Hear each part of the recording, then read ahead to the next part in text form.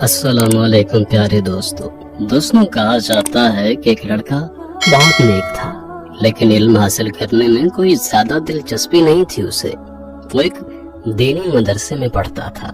उस्ताद जो कहता उसी पर अमल करता। जब उसने अपने उस्ताद की खिदमत में रहकर जरूरत के मुताबिक इल्म हासिल कर लिया तो उस्ताद ने उसे और अपने दीगर शागिर्दों को नसीहत फरमाई। कहा कि लोगों के मोहताज न बनो, क्योंकि दुनियादारों के सामने हाथ फैलाने वाला आलिम खैर और भलाई से महरूम हो जाता है। इसलिए कि जो कुछ दुनियादार कहते हैं और करते हैं, आलिम को उस पर इनकार करने की जरूरत नहीं होती, क्योंकि उनके एहसान तले दबा होता है। लिहाजा तुम में से हर तालिब इल्म जाकर अपने बाप का पेशा इख्तियार कर ले और उससे रोजी तलाश करे और अपने पेशे में अल्लाह ताला से डरता रहे। सब लड़के अपने अपने घरों में चले गए। ये लड़का भी उस्ताद की नसीहत सुनकर अपने घर गया और अपनी माँ से पूछा, अम्मी जान, जरा मुझे बताइए कि मेरे अब्बू जान का पेशा क्या था, वो क्या काम करते थे। बेटे के सवाल से माँ घबरा सी गई और पूछा, बेटे तेरे बाप को मुद्दत हुई, उसका इंतकाल हो गया, तुम्हें अपने बाप के पेशे से क्या लेना देना है जो ऐसा सवाल करते हो। बेटे ने जिद की और अपने बाप का पेशा जानना चाहा, लेकिन माँ उससे टाल मटोल करती रही। जब बेटे ने जिद की तो माँ ने न चाहते हुए भी कहा, बेटे जब तुम बार बार मुझसे अपने बाप के पेशे के बारे में पूछ रहे हो तो मजबूरन जबान खोलनी पड़ रही है। अगर कोई अच्छा पेशा होता तुम्हारे बाप का तो मुझे बताने में इस कदर तजब्जुब से काम न लेना पड़ता, लेकिन जब तुम्हारी जिद ही है तो सुनो, तुम्हारा बाप चोर था, चोरी ही उसका पेशा था। बेटे ने माँ का जवाब सुनकर कहा, अम्मी जान, उस्ताद मोहतरम ने तमाम तलबा से कहा है कि जाओ और अपने बाप का पेशा इख्तियार कर लो और उसमें तकवा का ख्याल रखना, अल्लाह ताला से डरते रहना। माँ ने कहा, तेरा नास हो भला चोरी में तकवा शारी, ये कैसी बात है। बेटे ने माँ से कहा, लेकिन अम्मी जान, उस्ताद मोहतरम ने यही बात कही है जो मैंने आपको बताई है। फिर नौजवान लड़के ने चोरी से मुतालिक मालूमात हासिल करना शुरू कर दिया। बाकायदा ट्रेनिंग ली कि चोर चोरी कैसे करते हैं। उसके लिए जरूरी औजार मुहैया किए और वो दिन भी आ गया जब उसकी ट्रेनिंग मुकम्मल थी और वो चोरी कर सकता था। फिर उसने खासे गौर खौज के बाद प्रोग्राम बनाया कि आज से अपने वालिद के पेशे पर अमल करना है। ईशा की नमाज पढ़कर वो लोगों के सोने का इंतजार करता रहा। जब लोग सो गए और चारों तरफ सन्नाटा छा गया तो उसने सबसे पहले पड़ोसी ही के घर से चोरी करने का सोचा। जब पड़ोसी के घर में दाखिल होना चाहा तो उसे अपने उस्ताद की नसीहत याद आ गई कि अपने पेशे में तकवा का लिहाज रखना, अल्लाह ताला से डरते रहना। उसने दिल में कहा कि पड़ोसी के घर में चोरी करना और उसे तकलीफ देना तो सरासर तकवा के खिलाफ है, अल्लाह ताला सख्त नाराज होगा इससे। चुनांचे वो पड़ोसी का घर छोड़कर अगले घर की तरफ बढ़ा। वो यतीम बच्चों का घर था। उसने कहा, ये यतीम बच्चों का घर है, इसमें चोरी करना तकवा के खिलाफ है, क्योंकि अल्लाह ताला ने यतीमों का माल खाने से मना फरमाया है। वो ये घर भी छोड़कर आगे बढ़ गया।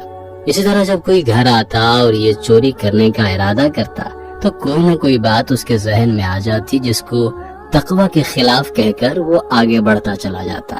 यहाँ तक एक ताजिर का घर आ गया। ये ताजिर अच्छा खासा अमीर था। उसकी सिर्फ एक ही बेटी थी।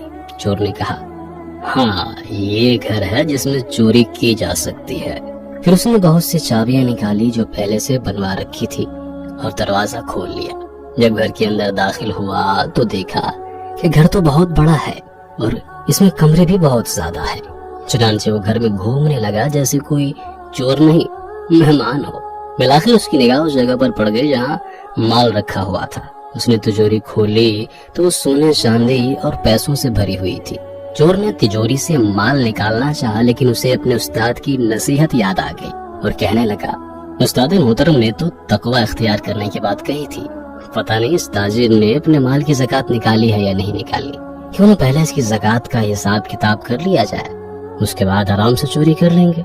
ये सोचकर उसने हिसाब किताब के रजिस्टरों को निकाला, अपने साथ लाई हुई छोटी सी लालटेन रोशन की और उसकी रोशनी में रजिस्टरों की छानबीन करने लगा। वो हिसाब किताब का बहुत ही माहिर था। चुनांचे उसने जल्दी जल्दी पूरे माल का हिसाब किया और उसकी ज़कात का हिस्सा निकाल कर अलग कर दिया। फिर वो हिसाब किताब में इस कदर डूब गया कि वक्त का एहसास ही न रहा। अचानक उसे महसूस हुआ कि फजर का वक्त हो चुका है। उसने अपने आप से कहा, देखो تقویٰ کا تقاضا یہ ہے کہ پہلے فجر ادا کی جائے اور بعد میں اپنا کام کیا جائے۔ وہ گھر کے آنگن میں آیا اور اس سے پانی لے کر وضو کیا، پھر نماز کے لیے اقامت کہنے لگا۔ گھر کے مالک نے جب اقامت کی آواز سنی تو گھبرا کر نیند سے جاگا۔ نیچے جھانکا تو کیا دیکھتا ہے کہ ایک چھوٹی سی لالٹین روشن ہے، تجوری کھلی ہوئی ہے اور سامنے ایک نوجوان نماز کے لیے اقامت کہہ رہا ہے۔ مکان کے مالک کی بیوی بھی جاگ گئی اور دیکھ کر شوہر سے پوچھا، کیا ہے یہ سب؟ مکان مالک نے بتایا، اللہ کی قسم مجھے کچھ سمجھ میں نہیں آ رہا ہے۔ پھر وہ گھر کی دوسری منزل سے نیچے اتر کر اس نوجوان کے پاس گیا اور کہا، ارے تیرا ناز ہو، آخر تم ہو کون اور یہ کیا کر رہے ہو؟ چور نے کہا، دیکھو پہلے نماز پڑھ لیتے ہیں، بعد میں بات ہوگی۔ مالک بڑا گھبرایا ہوا تھا۔ نوجوان نے اسے حکم دیا کہ جلدی سے وضو کر کے آؤ۔ وہ وضو کر کے آیا تو نوجوان نے اس سے کہا کہ چلو تم جماعت کراؤ۔ اس نے نوجوان سے کہا، نہیں تم امامت کراؤ۔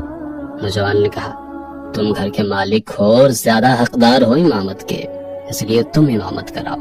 مالک مکان چونکہ اس کے حکم کو ٹال نہیں سکتا تھا، اسے تو اپنی جان کے لالے پڑے ہوئے تھے۔ اس نے جماعت کرائی۔ اب نماز اس نے کیسی پڑھی وہ تو اللہ ہی کو خبر ہے۔ خوف اور روب کے مارے اس کا برا حال تھا۔